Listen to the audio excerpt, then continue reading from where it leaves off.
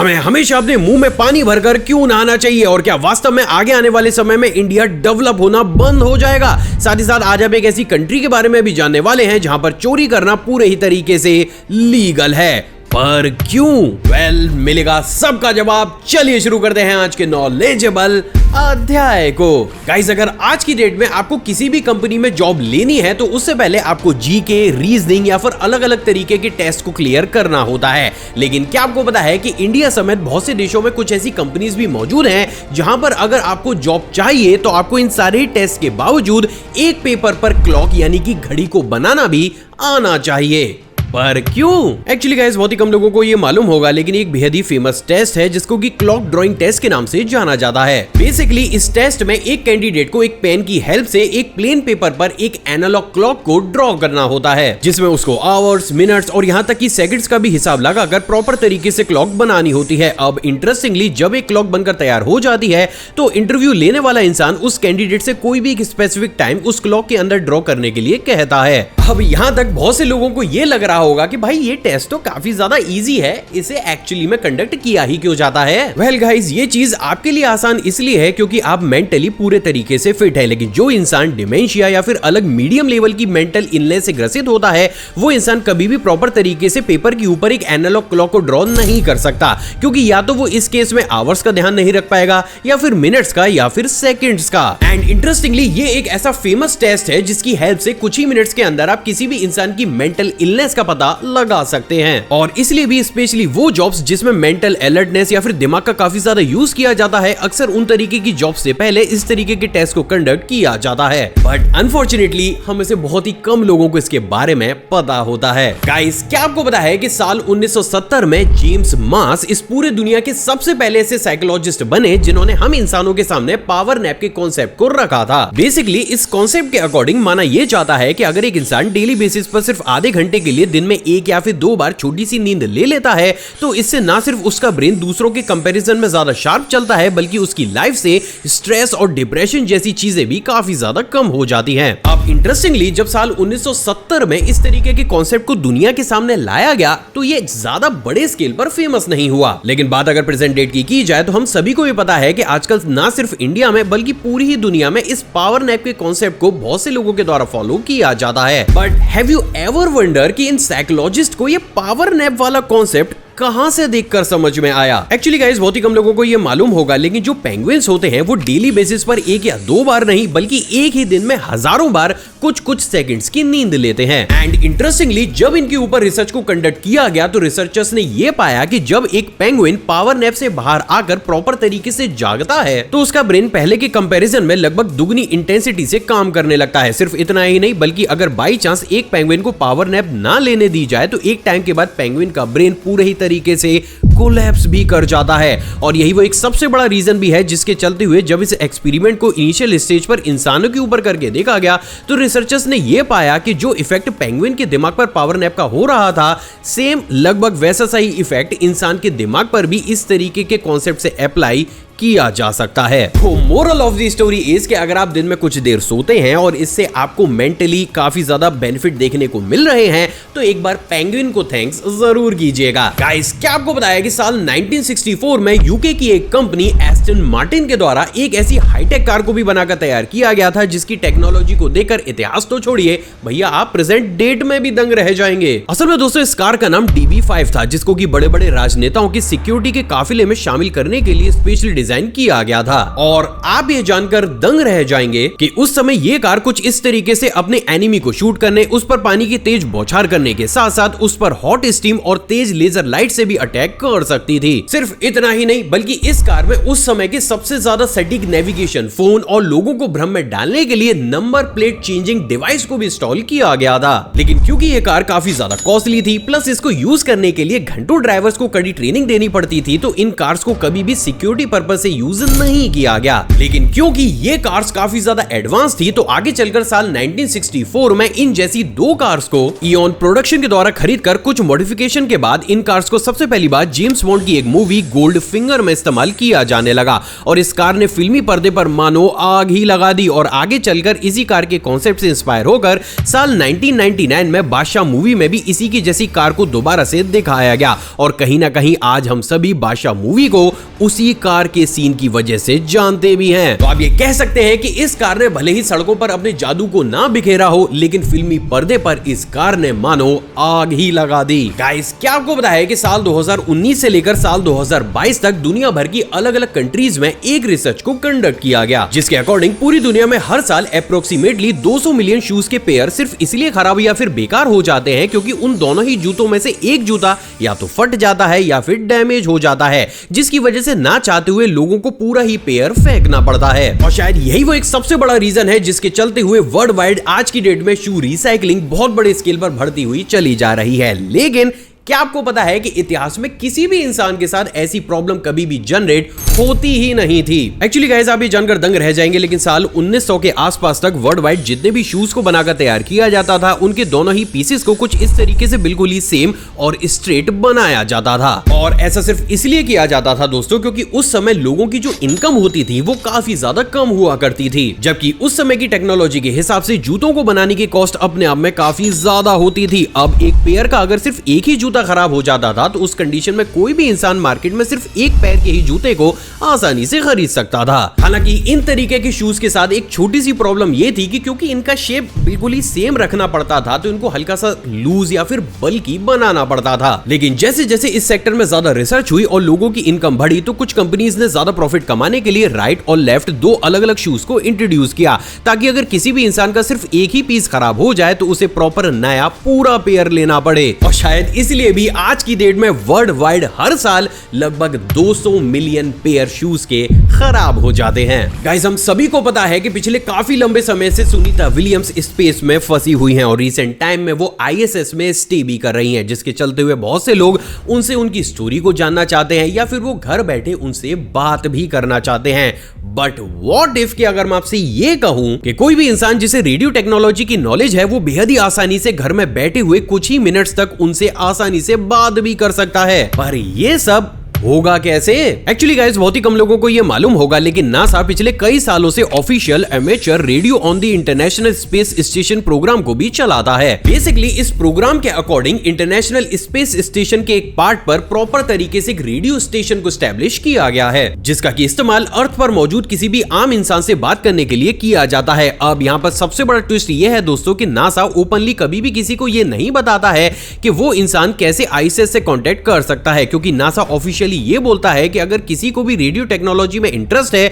तो वो खुद से ही दिमाग लगाकर अपने एक ऐसे रेडियो स्टेशन को एस्टैब्लिश करे जिसका इस्तेमाल ISS में मौजूद एस्ट्रोनॉट से बात करने के लिए किया जा सके। अब अगर इस केस में कोई भी स्टूडेंट या फिर कोई भी इंसान रिसर्च या फिर स्टडी करके एक ऐसे एंटीना या फिर रेडियो स्टेशन को बनाकर तैयार कर ले जिसकी फ्रीक्वेंसी ISS के उस रेडियो स्टेशन से मैच हो, तो वो आसानी से कुछ देर घर पर बैठे हुए ISS के एस्ट्रोनॉट से बातें भी कर सकता है। और उस केस में ISS में बैठे हुए एस्ट्रोनॉट को हर हाल में उस रेडियो सिग्नल का जवाब देना ही होगा, क्योंकि नासा की रूल बुक में ऑफिशियली ये मेंशन भी किया गया है। हालांकि क्योंकि ये प्रोसेस काफी ज्यादा टफ होता है तो अभी तक ऑन एन एवरेज हर साल सिर्फ 10 से 12 बार ही एक कॉमन पर्सन किसी भी ISS में बैठे हुए एस्ट्रोनॉट से बात कर पाया है। Strange but true. गाइस, क्या आपको पता है कि साल 2017 में यूएस और यूरोप ने मिलकर एक ऐसी स्टडी को कंडक्ट किया जिसमें उन्हें यह पता चला कि जो फीमेल्स होती हैं वो मेल्स के कंपैरिजन में आर्कियोलॉजी के सेक्टर में ज्यादा बड़े स्केल पर फेमस हो रही हैं। सिर्फ इतना ही नहीं बल्कि जैसे ये रिसर्च एशिया के अंदर एंटर हुई, रिसर्चर्स को यह भी पता चला कि इंडिया और आसपास की कंट्री में भी ज्यादा सक्सेसफुल आर्कियोलॉजिस्ट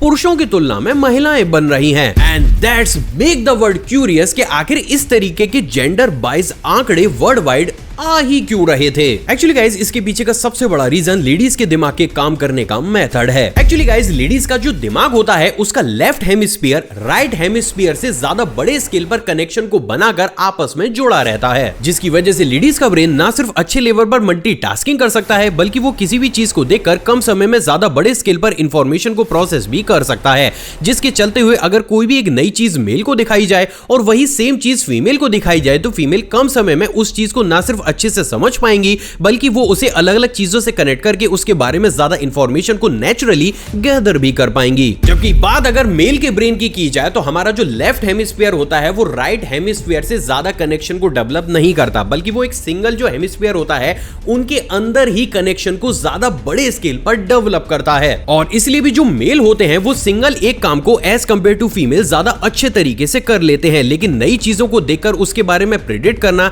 या फिर उसके ओरिजिन के बारे में सोचना, ये सारे ही काम करने में मर्दों को औरतों के कंपैरिजन में थोड़ा सा ज्यादा समय लगता है। और इसलिए भी हम मर्द छोटी मोटी चीजों को एवं इग्नोर करके आगे बढ़ जाते हैं, जबकि जो फीमेल्स होती हैं वो छोटी छोटी चीजों को पकड़कर कई सालों तक उसे अपने दिमाग में ही भरे रहती हैं। और ऐसा सिर्फ और सिर्फ उनके ब्रेन की नेचुरल प्रोसेसिंग की वजह से होता है, और ये वो सबसे बड़ा कारण है जिसके चलते हुए अगर आप ऑफिशियल स्टैट्स को भी देखेंगे तो आपको यह पता चलेगा कि सिर्फ इंडिया में ही नहीं बल्कि वर्ल्ड वाइड आर्कोलॉजी के सेक्टर में पुरुषों के कंपैरिजन में महिलाओं की क्वांटिटी रैपिड पेस से बढ़ती हुई चली जा रही है। गाइस, क्या आपको पता है कि पूरी दुनिया में होने वाले क्राइम को ठीक करने का ठेकेदार यूएसए अपनी कंट्री के अंदर होने वाले बहुत से क्राइम्स को तो क्राइम्स की कैटेगरी में भी नहीं डालता है। वह अब इतनी बड़ी बात मैं क्यों बोल रहा हूं, कुछ देर इस फैक्ट को सुनिए, आपको वो सब समझ में आ जाएगा। एक्चुअली गाइस, बहुत ही कम लोगों को ये मालूम होगा, लेकिन साल 2014 में यूएसए के कैलिफोर्निया में एक ऐसे नियम को भी पारित किया गया था जिसके अकॉर्डिंग अगर आप किसी भी शॉप में जाकर $950 से कम की चोरी करते हैं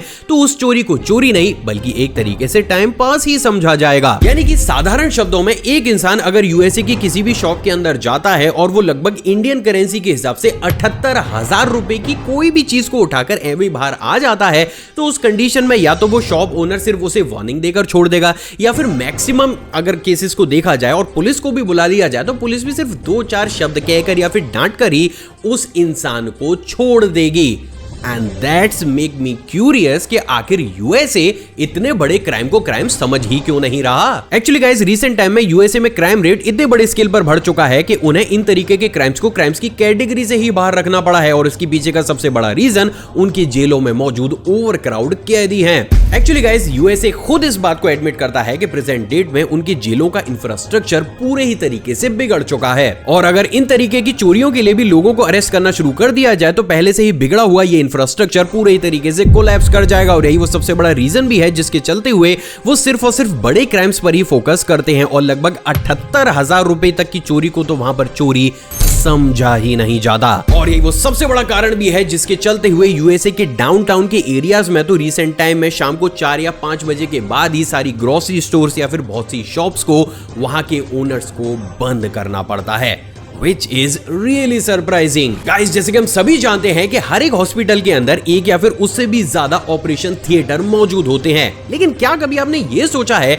कि आखिर एक ऑपरेशन रूम को ऑपरेशन रूम ना कहते हुए ऑपरेशन थिएटर ही क्यों कहा जाता है? असल में दोस्तों, बहुत ही कम लोगों को ये मालूम होगा, लेकिन 16th सेंचुरी के आसपास ऑलमोस्ट पूरी ही दुनिया के ऑपरेशंस को हकीकत के एक बड़े थिएटर के अंदर किया जाता था, और इस थिएटर के अंदर पेशेंट के रिलेटिव, आम जनता और मेडिकल स्टूडेंट्स को कुछ इस तरीके से बैठाकर उनके सामने लाइव किसी भी इंसान की सर्जरी को किया जाता था। और इसका सबसे बड़ा एग्जांपल था लंदन का सेंट थॉमस हॉस्पिटल, जिसमें उस समय के सबसे ज्यादा बड़े और एडवांस थिएटर को बनाकर तैयार किया गया था, जिसमें बहुत से लोग आराम से फ्रूट्स, खाने पीने की चीजें और बहुत सी अलग अलग ड्रिंक्स को लेकर मूवी की तरह लोगों की लाइव ऑपरेशन सर्जरी को देखा करते थे। लेकिन क्योंकि दोस्तों इन तरीके के थिएटर्स में काफी बड़े अमाउंट में क्राउड मौजूद होता था, तो जो डॉक्टर सर्जरी किया करते थे वो उस पर ज्यादा कॉन्सेंट्रेट नहीं कर पाते थे, जिसके चलते हुए आगे आने वाले समय में इन तरीके के थिएटर से सिर्फ आम जनता को हटा लिया गया। लेकिन प्रॉब्लम तब भी वैसी की वैसी ही रही, क्योंकि नॉर्मली इन थिएटर्स में जब लोग ज्यादा हो जाया करते थे तो जो डॉक्टर्स थे वो कॉन्सेंट्रेट उन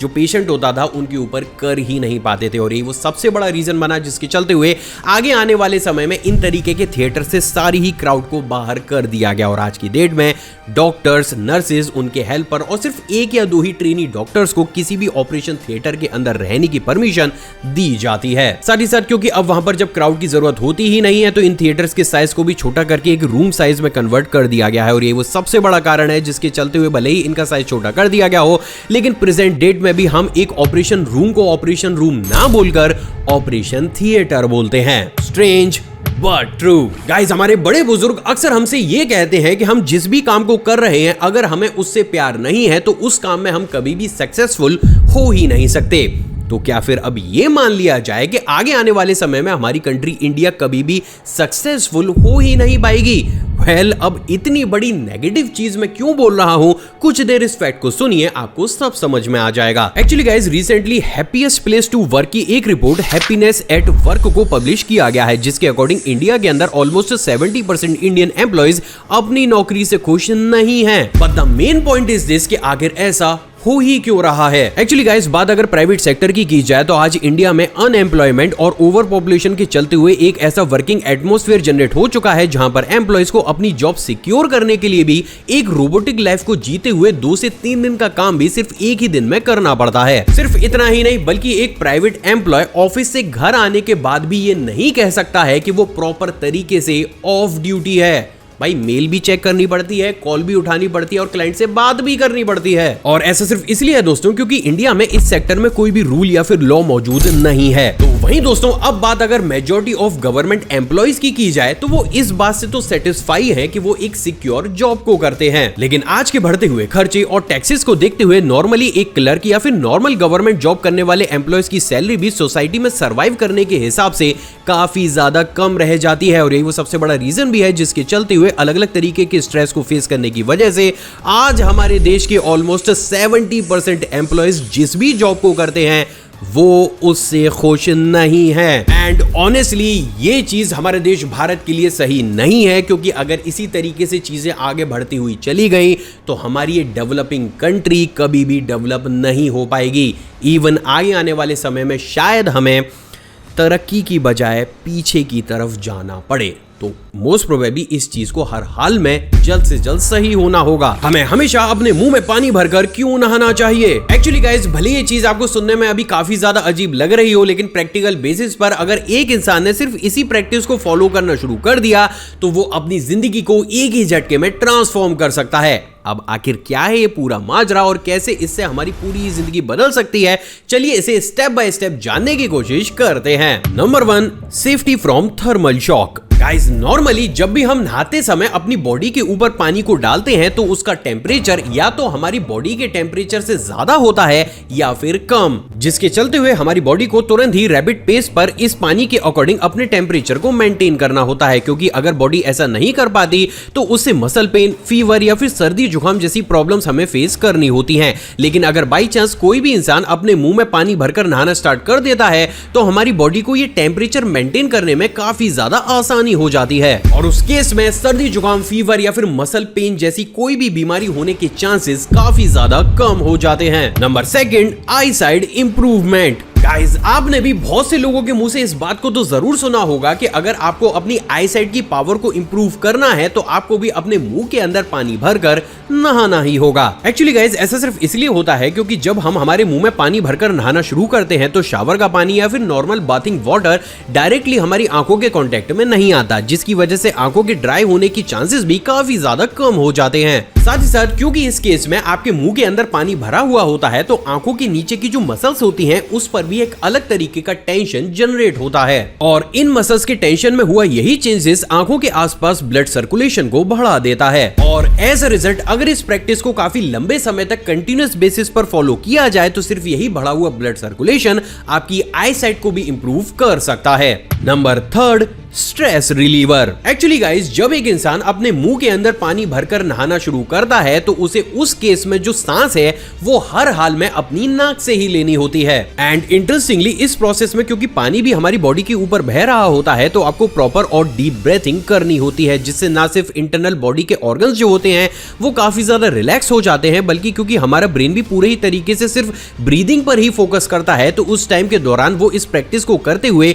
काफी ज्यादा स्ट्रेस और अलग अलग तरीके के डिप्रेशन से भी बाहर आ जाता है। और इन्हीं तरीके की प्रैक्टिसेस हमें आयुर्वेद में भी देखने को मिलती हैं, जहां पर पुराने समय में लोगों के दिमाग को शांत करने के लिए कुछ इन्हीं तरीके की प्रैक्टिसेस को डेली बेसिस पर लोगों के द्वारा कंडक्ट किया जाता था। वहीं दोस्तों, अब बात अगर लास्ट बेनिफिट की जाए तो वो है इंटरनल क्लीनिंग। एक्चुअली गाइस, अगर कोई भी इंसान डेली बेसिस पर सिर्फ 5 से 6 मिनट भी इन तरीके की प्रैक्टिसेस को कंडक्ट करता है तो ये ना सिर्फ हमारे दांतों के एरिया को क्लीन रखता है बल्कि हमारी ये नेजल कैविटी और काफी हद तक गले को भी क्लीन रखने का काम करता है। अब इस केस में अगर डेली बेसिस पर इन तरीके की चीजों को कंडक्ट किया जाता है तो ओवरऑल ये हमारी हेल्थ और इम्यून सिस्टम को भी स्ट्रॉन्ग कर सकता है। और गाइस यही वो कुछ ऐसे कारण है जिसकी वजह से टाइम टू टाइम ये कहा जाता है कि अगर कोई भी इंसान डेली बेसिस पर अपने मुंह के अंदर पानी भरकर नहाना शुरू करता है तो वो आगे आने वाले समय में अपनी लाइफ को पूरे ही तरीके से ट्रांसफॉर्म कर लेता है। वैसे क्या कभी आपने अपनी लाइफ में इस चीज को इंप्लीमेंट किया है और क्या आपको इसके बेनिफिट मिले हैं या फिर नहीं, नीचे कमेंट सेक्शन में दुनिया के साथ शेयर जरूर कीजिएगा।